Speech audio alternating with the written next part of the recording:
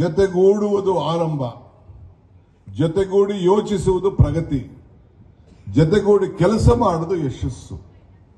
ಇದರ ಮೇಲೆ ಅವರೆಲ್ಲ ಕೂಡ ಮೊದಲಿಂದನೂ ಕೂಡ ನಡೆಸ್ಕೊಂಡು ಎಲ್ಲನೂ ಕೂಡ ಒಟ್ಟಿಗೆ ತೆಗೆದುಕೊಂಡು ಹೋಗಿ, ಬೇಕಾದ್ರೆ ಅವ್ರು ಯಾವ್ದಾದ್ರು ಕಂಪ್ನಿಗಳು ಫರ್ಮ್ ಅಂತೇಳಿ ಸ್ವಂತವಾಗಿ ಏನಾದ್ರು ಒಂದು ವ್ಯವಹಾರ ಮಾಡಬಹುದಾಗಿತ್ತು.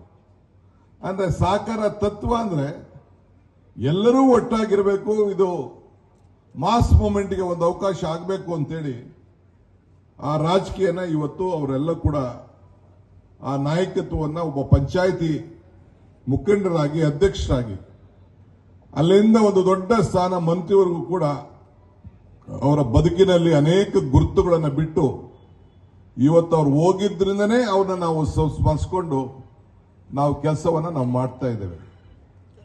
ಅವರ ಬದುಕಿನಲ್ಲಿ ಡಿ.ಆರ್. ಪಾಟೀಲ್ ಮತ್ತು ಎಚ್.ಕೆ. ಪಾಟೀಲ್ ಇವರಿಬ್ಬರು ಕೂಡ ಅವರ ಹೆಜ್ಜೆಯನ್ನು ಇಟ್ಟು ಅವರ ಮಾರ್ಗದರ್ಶನದಲ್ಲಿ ಇವತ್ತು ಈ ಗದಗ ಜಿಲ್ಲೆಗೆ ಒಂದು ಹೊಸ ರೂಪವನ್ನು ಕೂಡ ಇವತ್ತು ಕೊಟ್ಟಿರೋದು ನಿಮ್ಮ ಕಣ್ಣಿಗೆ ಸಾಕ್ಷಿಯಾಗಿ ಇವತ್ತು ಉಳ್ಕೊಂಡಿದೆ. ನಾನು ಅನೇಕ ಸಂದರ್ಭದಲ್ಲಿ ಕೆಲವು ಮಾತುಗಳನ್ನು ನಾನು ಹೇಳ್ತಾ ಇರ್ತೇನೆ. ಮನುಷ್ಯನ ಹುಟ್ಟು ಆಕಸ್ಮಿಕವಾದ್ದು, ಸಾವು ಅನಿವಾರ್ಯ, ಜನನ ಉಚಿತ, ಮರಣ ಖಚಿತ ಅಂತ. ಈ ಹುಟ್ಟು ಸಾವಿನ ಮಧ್ಯದಲ್ಲಿ ನಾವೇನು ಬಿಟ್ಟೋಗ್ತೀವಿ ಅದು ಬಹಳ ಮುಖ್ಯ ಅಂತ ಹೇಳಿ.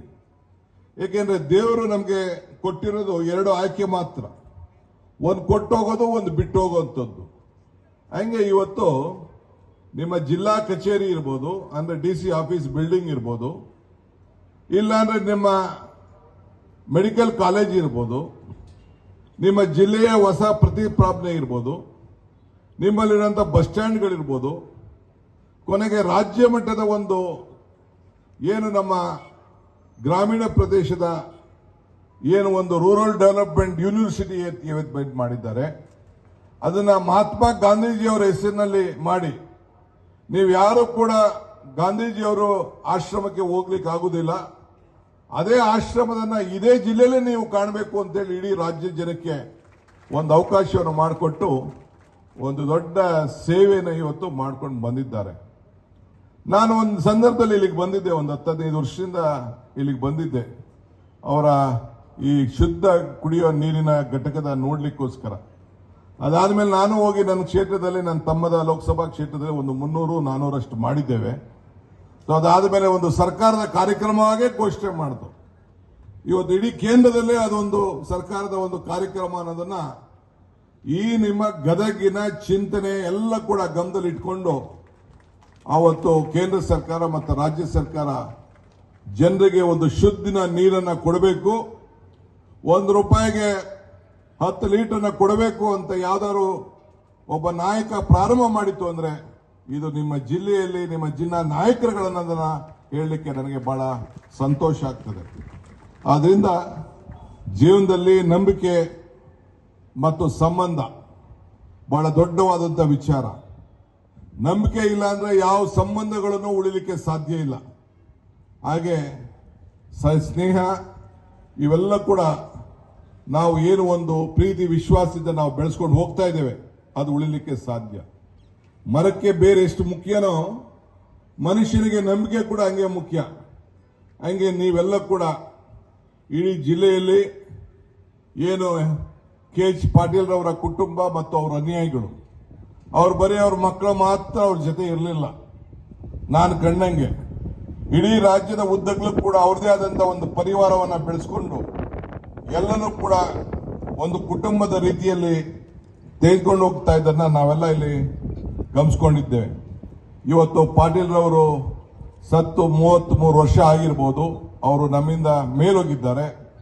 ಅವರ ಆದರ್ಶ, ಅವರ ಬದುಕು ಎಲ್ಲ ಕೂಡ ಇವತ್ತು ಕರ್ನಾಟಕಕ್ಕೆ ಏನು ಒಂದು ಕನಸನ್ನ, ಬಹುಶಃ ನಮ್ಮ ಏನು ಖಂಡ್ರೆ ಅವರು ಹೇಳಿದ್ರು, ಅರಣ್ಯ ಇಲಾಖೆ ಅವರು ಇದ್ದಂತ ಸಂದರ್ಭದಲ್ಲಿ ತೆಗೆದುಕೊಂಡಂತ ದಿಟ್ಟ ನಿರ್ಧಾರಗಳು, ನಿಮ್ಮಲ್ಲಿ ಅವ್ರ ಕಾಲದಲ್ಲಿ ಮಾಡಿದಂತ ಝೂ, ಕೋಆಪರೇಟಿವ್ ಇನ್ಸ್ಟಿಟ್ಯೂಷನ್ಸ್ ಇವೆಲ್ಲ ಕೂಡ ಇದೆ.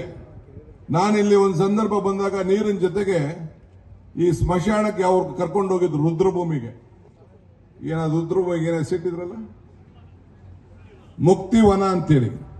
ನಾನು ಅದನ್ನ ಹೋಗಿ ನನ್ನ ತಮ್ಮಂಗೆ ಮಾತಾಡಿ ಇಲ್ಲಿಗೆ ಒಂದು ಟೀಮ್ಗೆ ಕಳಿಸ್ಕೊಟ್ಟಿದ್ದೆ.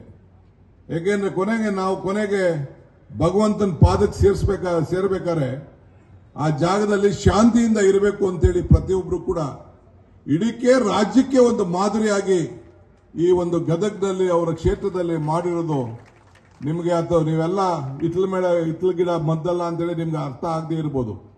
ಅವರ ವಿಚಾರ, ಅವರ ಆಲೋಚನೆಗಳು ಎಲ್ಲ ಕೂಡ ಬಹಳ ದೂರದೃಷ್ಟಿಯಿಂದ ಇವತ್ತು ಅವನ್ನೆಲ್ಲ ಕೂಡ ನಾವು ನೋಡ್ಕೊಂಡು ಬಂದಿದ್ದೇವೆ. ಬಾಬಾ ಸಾಹೇಬ್ ಅಂಬೇಡ್ಕರ್ ಹೇಳ್ದಂಗೆ ಇತಿಹಾಸ ಮರ್ತವನು ಇತಿಹಾಸವನ್ನು ಸೃಷ್ಟಿ ಮಾಡ್ಲಿಕ್ಕೆ ಸಾಧ್ಯ ಇಲ್ಲ ಅಂತೇಳಿ. ಹಂಗೆ ಪ್ರತಿಯೊಂದು ಕೆಲಸ KH ಪಾಟೀಲ್ ರವರ ಕುಟುಂಬ, HK ಪಾಟೀಲ್ ರವರು ಅವರ ಅವಧಿಯಲ್ಲಿ ಸಿಕ್ಕಿದಂತ ಅವಕಾಶದಲ್ಲಿ ಇವತ್ತು ನಿಮ್ಮೆಲ್ಲರ ಬದುಕಿನಲ್ಲಿ ಒಂದು ಬದಲಾವಣೆಯನ್ನು ತರಬೇಕು. ಮೊನ್ನೆ ತಾನೇ ಕ್ಯಾಬಿನೆಟ್ ಅಲ್ಲಿ ನಿಮ್ಮಲ್ಲಿ ಒಂದು 40 ಎಕರೆ ಜಾಗ ಇತ್ತು, ಅದಕ್ಕೊಂದು ಹೊಸ ರೂಪವನ್ನು ಕೊಡಬೇಕು ಅಂತ ಹೇಳಿ ಕ್ಯಾಬಿನೆಟ್ ಅಲ್ಲಿ ಕೂಡ ಅದನ್ನು ಅಪ್ರೂವಲ್ ಮಾಡಿಸಿ, ನಾನು ಅನೇಕ ಸಾಕ್ಷಿ ಗುಡ್ಡೆಗಳನ್ನ ನಾನು ಎಷ್ಟು ದಿನ ಇರ್ತೀನಿ ಇಲ್ಲ ಅನ್ನೋದು ಮುಖ್ಯ ಅಲ್ಲ, ನನ್ನ ಅವಧಿಯಲ್ಲಿ ಈ ಕ್ಷೇತ್ರದ ಮಹಾಜನತೆಗೆ ಋಣವನ್ನು ತೀರಿಸಬೇಕು, ಈ ಜಿಲ್ಲೆಗೆ ಋಣವನ್ನು ತೀರಿಸಬೇಕು ಅಂತ ಹೇಳಿ ಒಂದು ದಿಟ್ಟವಾದಂತ ತೀರ್ಮಾನವನ್ನ ಈ ಸಂದರ್ಭದಲ್ಲಿ ಮಾಡ್ಕೊಂಡು ಬಂದಿದ್ದಾರೆ. ನಮ್ಮ DR ಪಾಟೀಲ್ ಅವರು ಕೂಡ ನನ್ನ ಜೊತೆ 3 ಬಾರಿ ಶಾಸಕರಾಗಿದ್ದರು.